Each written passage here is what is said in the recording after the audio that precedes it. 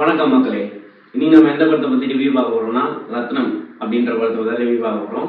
First ரத்னம்ல யார் யாரெல்லாம் நடிச்சிருக்காங்கன்னு சொல்லணும்னா விஷால், பிரியா பவானி சங்கர், சமுத்திரகனி, யோகி பாபு, மொட்ட ராஜேந்திரன், விடிவி கணேஷ், அப்புறம் ஜிவிஎம்லாம் கேமியோ பண்ணியிருக்காங்க. இந்த மாதிரி ஏகப்பட்ட பேர் படத்துக்குள்ள இருக்காங்க. படத்தோட டேரக்டர் யாருன்னா நம்ம ஹரி அவர்கள் தான். ஹரி அவர்கள் வந்து நம்ம பேசிட்டே இருக்கலாம். ஃபர்ஸ்ட் நான் அவரை பத்தி தான் சொல்லணும்னு இருக்கேன். ஏன்னா அவர் வந்து ஒரு லெஜெண்டரி டேரக்டர். அவர் இத்தனை வருஷமா ஏகப்பட்ட ஹிட்ஸ் எடுத்திருக்காரு. அவர்னாலே தெரியும். ஃபாஸ்டா எடுப்பாரு, ஃபேமிலி ஓரியன்டா இருப்பாரு, அதுல நிறைய ஆக்ஷனும் கலந்து இருக்கும்.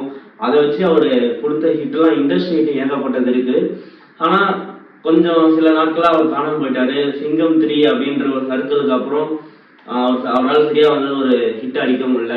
யானை கூட பாத்தீங்கன்னா எனக்கு பர்சனலா பிடிச்சிருந்தது. ஆனா நிறைய அதுல வந்து நிறைய ப்ராப்ளம்ஸ் இருந்தது. நிறைய ஜாதி பத்தி பேசுறாங்க அப்படின்ற மாதிரிலாம் இருக்குது. பட் ஆனா எனக்கு பார்க்க டீசெண்டான ஆக்ஷன் படமா இருந்தது யானை.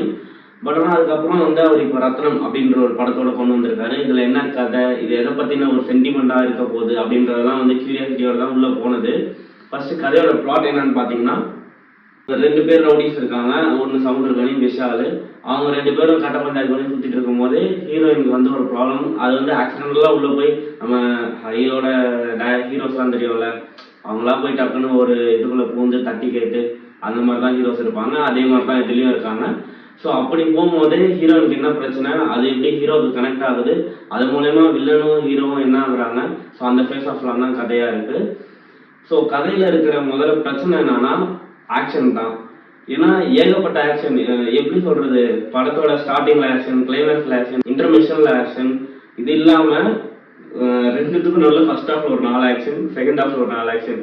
இத்தனை ஆக்ஷன் இருக்கிறதுனால நமக்கு கடுப்பாகி நம்ம யாரையும் எடுத்து கூட அடிச்சிடலாமா அப்படின்ற அளவுக்கு மைண்டு கடுப்பாகுது.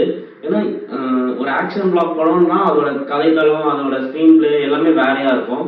இது வந்து ஒரு ஃபேமிலி ஓரியன்டட் ஃபிலிம், அதுக்குள்ள ஒரு ஆக்ஷன் கலந்து வருது அப்படின்னும் போது அதோட வியூவே வேற மாதிரி இருக்கு. இது இப்பயே சொல்றேன், இது வந்து ஒரு பழைய விதமான கதை தான் இது. ஹரியோட பழைய முந்தைய படங்கள் சாமி, தாமிரபரணி, அருள் இதெல்லாம் எப்படி இருந்தோ அந்த மாதிரியான படமா தான் இதுவும் இருக்கு. அது இந்த காலத்துல வந்து நம்மளால ஏத்துக்க முடியல.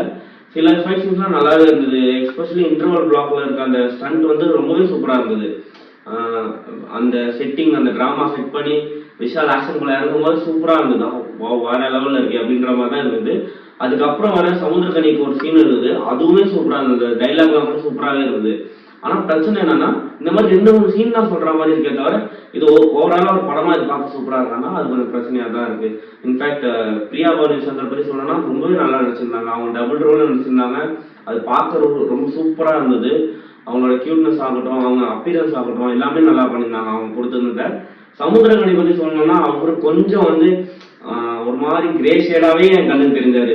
ஏன்னா இது யூஸ்வலான ஹரிகதையா இருக்கிறதுனால வந்து இவருதான் வில்லனா இருப்பாரோ அப்படின்ற ஒரு தாட்டுக்குள்ளேயே போயிட்டே இருந்ததுனால கொஞ்சம் அவரோட அப்பியரன்ஸ் அப்படிதான் கொடுத்துருந்தாங்க. அவரோட கெட்டப், லுக்கு எல்லாமே வந்து அவர் டக்குன்னு கிளைமேக்ஸ்ல பாரு அவர் தான் வில்லன் வந்து நிற்பாரு அப்படின்ற மாதிரியே ஒரு தாட்ல இருந்தது. பட் ஆனா அவர் வந்து ஒரு டம்மியான ஒரு சப்போர்ட்டிங் கேரக்டர் தான். அவரு பெருசா அவரால் எதுவுமே அவர் இல்லைனாலும் ஒன்றும் இல்லை, அவர் ஒரு சப்போர்ட்டர் அவ்வளவுதான் அப்படின்ற மாதிரி தான் இருந்தது. விஷால் அவர் ஆக்ஷன் வந்து சூப்பரா பண்ணியிருந்தாரு. அவருக்கு அதை பத்தி நம்ம எந்த குறையும் சொல்லணும்னு இல்லை. அவர் எத்தனை ஃபைட்டு கொடுத்தாலும் அவர் பண்ணுவாரு. அந்த அளவுக்கு தான் அவர் உடம்பு வச்சிருக்காரு. ஆள் அந்த மாதிரி தான் இருக்காரு. பட் ஆனா அதை வச்சு மட்டுமே ஒரு ஹரி கதைக்குள்ள போனது வந்து ஒரு பிரச்சனையா இருக்கு. ஏன்னா ஹரியோட ஸ்டண்ட் எல்லாம் பாத்தீங்கன்னா சூப்பரா இருக்கும். சாமி சொல்லலாம், ஆறு சொல்லலாம், வேல் சொல்லலாம், அப்புறம் சிங்கம் சொல்லலாம், இந்த மாதிரி தாமிரபரணி சொல்லலாம், அருள் சொல்லலாம். ஏகப்பட்ட ஸ்டண்ட் வந்து வேற லெவல்ல இருக்கும். பட் ஆனா பிரச்சனை என்னன்னா அது வந்து ஒரு மாதிரி இன்ஃபேக்ட் வேங்கை, கோவில் இதெல்லாம் ஏகப்பட்ட படம் சொல்லிக்கிட்டே போகலாம். அத்தனை மனுஷன் ஹிட் அடிச்சு தூக்கியிருக்காரு. பட் ஆனா இந்த மாதிரி ஒரு 8 ஸ்டண்ட் வச்சு 8 ஸ்டண்ட் சீனை வச்சு ஒரு ஆக்ஷன் பிளாக் நவுத்தணுமா அப்படின்றது வந்து ஒரு மாதிரி இரிட்டேஷன் ஆயிடுச்சு. அதுதான் ஒரு பிரச்சனையா இருந்தது. மியூசிக்கை பத்தி சொல்லணும்னா தேவி ஸ்ரீ பிரசாத் அவர் எங்க போனாருன்னு தெரியல. ஒரு மாதிரி 2 பாட்டம் என்னவோ தான் வருது படத்துக்குள்ளேயே. அதுவுமே வந்து மண்டபத்துல நிக்கிற மாதிரி இல்லை.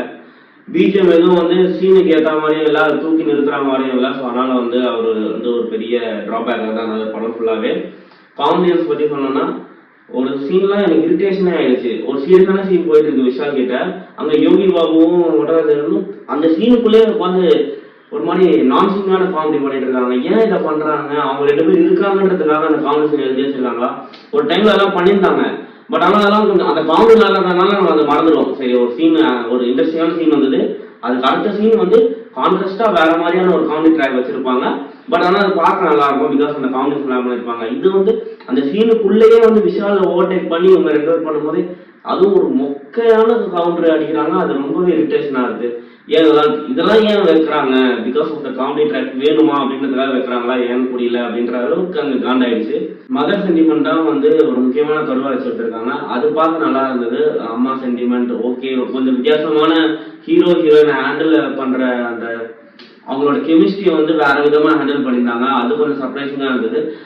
மற்றபடி அவங்க நிறைய சஸ்பென்ஸ் வைக்க ட்ரை பண்ணியிருந்தாங்க. அது எல்லாமே வந்து கொஞ்சம் சாமி படத்துல பார்த்த மாதிரி தான் இருந்தது. ஏய், இதெல்லாம் அப்படியே பார்த்தாச்சு, இப்ப என்ன சஸ்பென்ஸ் சொல்ற அப்படின்ற ரேஞ்சில் தான் இருந்தது. பிகாஸ் முக்கியமான விஷயம் என்னன்னா ஸ்க்ரீன் பிளே ரொம்ப பழசா இருந்தது. அதுதான் இங்க பெரிய பிரச்சனையா இருக்கு. நீங்க ஒரு ஹரி ஃபேனா இருந்தீங்கன்னா உங்களுக்கு சில சீன்ஸ் பிடிக்கலாம். பட் ஆனா நீங்க இப்போ வந்து நான் இந்த படம் பாக்குறேன், அந்த படம் பாக்குறேன், நான் வேற மாதிரியா எனக்கு மைண்ட் தாட்லாம் மாறிடுச்சு அப்படின்னு பாத்தீங்கன்னா உங்களுக்கு இந்த படம் சுத்தமாவே பிடிக்காது. மற்றபடி வந்து இந்த 2-3 சீன்லாம் வந்து எனக்கே வந்து சூப்பரா இருக்கு. இந்த படம் இன்டர்வல் பார்க்கப்பலாம் படம் பிக்கப் ஆயிடுச்சு அப்படிங்கிற இதெல்லாம் இருந்தது. பட் செகண்ட் ஹாஃப் வந்து அப்படியே தேவையில்லாத ஸ்டண்ட், 2-3 ஸ்டண்ட்லாம் தேவையே இல்லை. அங்க அந்த ஸ்டண்ட் இருக்கணும்னு அவசியமே இல்லை. பட் ஆனால் ஸ்டண்ட் அது ஏன் விஷால் கிடைச்சாலும் ஸ்டண்டா இல்லை ஸ்டண்ட் இந்த மாதிரி கதை இருக்கனால விஷால் பேரை மாட்டிட்டாரா அப்படின்னு எனக்கு தெரியல. பட் ஆனால் நிறைய டிசாபாயின்மெண்ட் உள்ள இருக்கு.